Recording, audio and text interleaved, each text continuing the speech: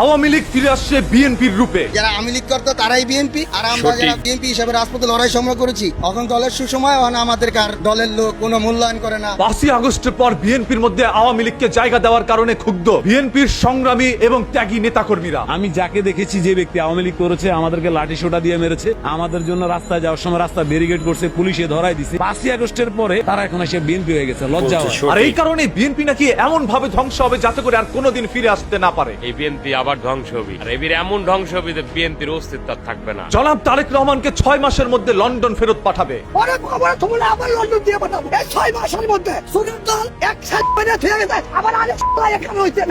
বাংলাদেশে নাকি তেলের পেনিকটা গভর্নমেন্ট নিজেই করেছে। আমাদের যে তেল নিয়ে যে পেনিকটা তৈরি হয়েছে, এটা গভর্নমেন্টই এটা পেনিকটা তৈরি করছে বেশি। নেতাকর্মীরা ফ্যামিলি কার্ড দেওয়ার কথা বলে 5,000 করে টাকা চাচ্ছে। ফ্যামিলি কার্ড হলে 5,000 টাকা চাইতে আছে, সব বড় বড় চাইতে আছে। বর্তমান সরকারকে একজন রিকশালাও নাকি মানে না। সরকার রিকশালারও মানে না, এটা কোন সরকার হইলো? 17 বছর তারা খেতে না পেয়ে এখন নাকি তারা ক্ষুধার্ত। 17 বছরের একটা ক্ষুধার্ত বাঘ যদি আপনি রাস্তায় ছাইরা দেন, ও যদি মনে করেন গু পায়, গুসও খায়া ফেলবে। কৃষক কাঠের কথা বলে নাকি কৃষকদেরকে পিছন দিয়ে বাঁশ দিয়ে দিচ্ছে। কাঠের মধ্যে আমার পেঁয়াজের দাম করাচ্ছে, আর বাঁশ ঢুকে দেওয়ার বের করলে আমার কোনো লাভ আছে নাকি? বর্তমানে নাকি চাঁদাবাজির সিস্টেমও চেঞ্জ হয়ে গিয়েছে। চাঁদাবাজির সিস্টেমও এখন চেঞ্জ হয়ে গেছে ভাই। যদি সবার কাছ থেকে চাঁদা নেওয়া হয় তাহলে এই দেশটা কার? আগে ছিল হাসিনার বাপের দেশ, এখন হয়েছে তারেক রহমানের বাপের দেশ। দেশের মালিক পরিবর্তন হয় কিন্তু দেশ পরিবর্তন হয় না। আগেও আমরা ভাড়াটিয়া ছিলাম, এখনো ভাড়াটিয়াই রয়ে গেলাম। আমাদের ভাগ্য কোনোদিনও পরিবর্তন হবে না। যেই দলটি এখন ক্ষমতা আসছে তাদের মধ্যে নাকি চিহ্নিত সন্ত্রাসীর সংখ্যাই বেশি।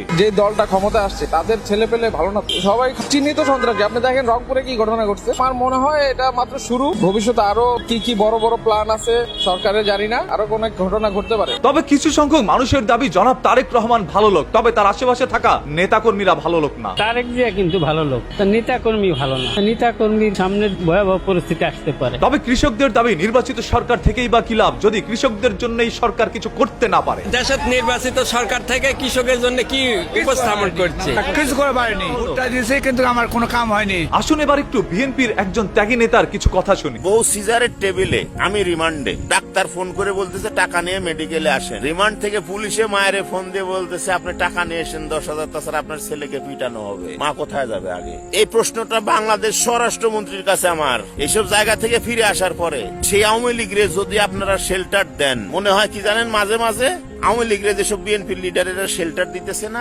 সমিলে কাঠ ফাঁড়া দেখছেন কে কে, ওই ভয়ে মনে হয় বিএনপির লিডারদেরকে মনে হয় কাঠ ফাঁড়ার মতো ফেরে ফেলি। বিএনপির একজন সংগ্রামী বা ত্যাগী কর্মী রাজপথে ছিলেন তার পরিবার পরিজন ছেড়ে। আজ যখন বিএনপির সুদিন আসলো তখন বিএনপি নাকি তাদেরকে ভুলে গেল। বহিরাগতরা বিএনপিতে এমন ভাবে ভিড় করছে যাদের দেখে আমরা লজ্জা পাই যে আমরা ত্যাগী ছিলাম, মাঠে ছিলাম, এটা বলতে লজ্জা হয়। সুফলের দিনে নাকি আওয়ামী লীগকে তাদের দলের মধ্যে জায়গা দিয়ে তারা পুনরায় আওয়ামী লীগকে পুনর্বাসন করার চেষ্টা করছে। এটা যদি সংস্কার না করে, আমি নিশ্চিতভাবে বলতে পারি আমরা ভয়াবহতার দিকে যাচ্ছি। আমি যে বিএনপি করি এটা বলতে আমার কষ্ট লাগে। এইভাবে একের পর এক বিএনপি থেকে ধসে পড়া ত্যাগী সংগ্রামী রাজপথের নেতাকর্মীরা কথা বলছে। তাদের দাবি যদি বিএনপি এখন তাদের মূল্যায়ন না করে তাহলে একটা সময় এই বিএনপিরও পতন হবে, এমন ভাবে পতন হবে যে বিএনপি আর কোনোদিন এই দেশে ক্ষমতায় আসতে পারবে না, সরকার গঠন করতে পারবে না। আর এবির এমন ধ্বংস হবে যে বিএনপির অস্তিত্ব থাকবে না। কারণ আমার মতন ত্যাগী আহাজারি, আমার মা, আমার বৃদ্ধ মায়ের মতন যারা নির্যাতিত, তারে এই আহাজারি আল্লাহর আরশ কাঁপতি। যে বিএনপির জন্য বছরের পর বছর তারা জেল খেটেছিল, আর আজ সেই সকল নেতাকর্মীকে তারা পাত্তাও দিচ্ছে না।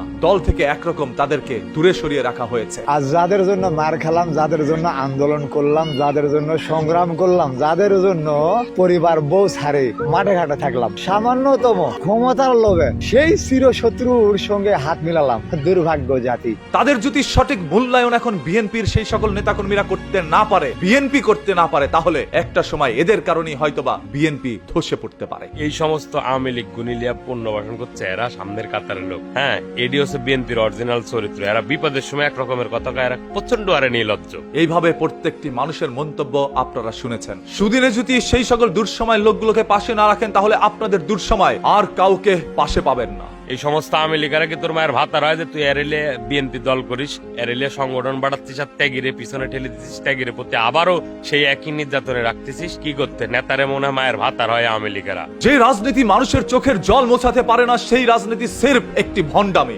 যখন অন্যায় আইন হয়ে দাঁড়ায় তখন প্রতিরোধ গড়ে তোলাটাই কর্তব্য হয়ে দাঁড়ায়। জনগণ যখন সরকারকে ভয় পায় তখন সেখানে স্বৈরাচার থাকে, আর সরকার যখন জনগণকে ভয় পায় তখন সেখানে স্বাধীনতা থাকে। রাজনীতিবিদরা সবাই এক, তারা এমন একটি জায়গায় সেতু তৈরি করতে চায় যেখানে কোনো নদীই নেই। রাজনীতিতে অংশগ্রহণ না করার সব থেকে বড় শাস্তি হলো আপনার থেকে অযোগ্য কোনো লোক আপনার উপরেই শাসন করবে। একটি দেশ তখনই ধ্বংস হয় যখন চোরেরা রাজা হয়ে যায় আর রাজারা চোর হয়ে যায়। রাজনীতি যখন ব্যবসা হয়ে যায় তখন সাধারণ জনগণ কেবল পণ্য হয়ে যায়। যে রক্তে ঘামে আমরা দেশ গড়ি, সেই রক্তেই আবার স্বৈরাচারীদের সিংহাসন ভাসিয়ে দিতে পারি। আমি সেই দিনের অপেক্ষায় আছি যেদিন রাজনীতির চাইতে মানুষের জীবন বেশি মূল্যবান হবে। এই দেখুন, যা বললো সম্পূর্ণ কথা সঠিক, একটুও ভুল নাই। আপনারা দেখে ভিডিওটা ভালো লাগলে শেয়ার করবেন, এত পরিমাণ শেয়ার করবেন যাতে সকলের সামনে গিয়ে পৌঁছায়। আল্লাহ হাফেজ।